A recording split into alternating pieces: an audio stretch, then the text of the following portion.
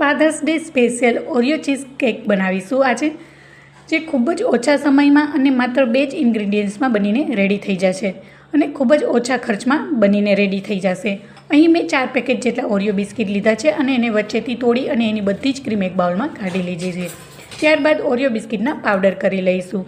અહીં તમારી પાસે કોઈ પણ ચોરસ ડબ્બો અથવા તો લંચ બોક્સ હોય તેમાં આ પાવડરને 2 થી 3 ચમચી મેલ્ટેડ ઘી અથવા મેલ્ટેડ બટર એડ કરી મિક્સ કરી અને ચારે તરફથી સેટ કરી દેવાનું છે. આવી રીતના ચમચાથી પ્રેસ કરી અને 10 મિનિટ માટે ફ્રીઝમાં રાખી દઈશું.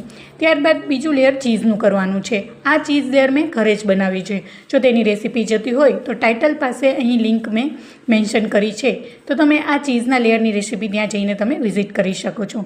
હવે ચીઝનું લેયર કર્યા બાદ તેને પણ 15 થી 20 મિનિટ માટે ફ્રીઝમાં સેટ થવા દેશું.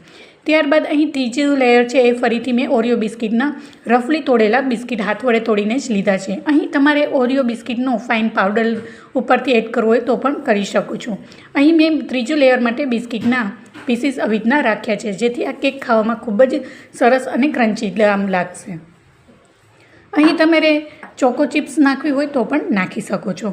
હવે ત્રીજું લેયર કર્યા બાદ અહીં ચમચીથી આવી રીતના સેટ કરી લેવાનું અને ઉપરથી હળવા હાથે પ્રેસ કરીશું, જેથી આપણે કેકના પીસ કરીએ તો બિસ્કિટનું ઉપરનું લેયર અલગ ન થઈ જાય તે માટે. હવે આ બિસ્કિટનું ત્રીજું લેયર બનીને રેડી થઈ ગયું છે. હવે આને પણ 10 થી 15 મિનિટ માટે ફ્રીઝમાં સેટ થવા રાખી દઈશું. આ કેક બનાવવી ખૂબ જ સરળ છે અને તમે જોઈ શકો છો અહીં તમે ત્રણેય લેયર એકદમ સરસ દેખાઈ રહ્યા છે અને જોતાં જ આ કેક ખાવાનું મન થઈ જાય છે અને દેખાવમાં પણ એકદમ સરસ અને ટેસ્ટમાં પણ એકદમ યમ્મી લાગે છે.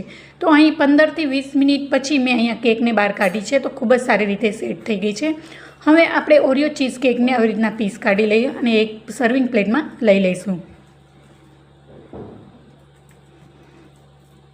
અહીં તમારે ઓરિયો ચીઝ કેકની બદલે મેંગો ચીઝ કેક બનાવવી હોય તો ઓરિયો બિસ્કિટની જગ્યાએ તમારે મેંગો યુઝ કરવાની છે.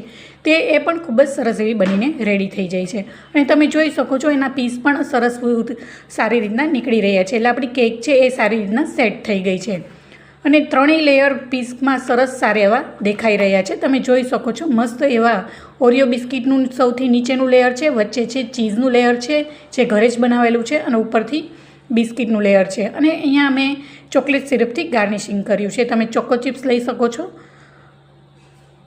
તો ખૂબ જ ઓછા સમયમાં અને ઓછા ખર્ચમાં આપણી ઓરિયો ચીઝ કેક છે એ બનીને રેડી થઈ ગઈ છે. તો ઘરે બનાવજો તમારા ફાધર માટે અને ફટાફટ બનીને રેડી થઈ જશે. તો જોતાં જ ખાવાનું મન થઈ જાય એવી મસ્ત યમી એવી ઓરિયો ચીઝ કેક બનીને રેડી છે. કેવી લાગી રેસીપી મને કોમેન્ટમાં જરૂર જણાવજો. જો રેસીપી ગમી હોય તો વિડીયોને લાઈક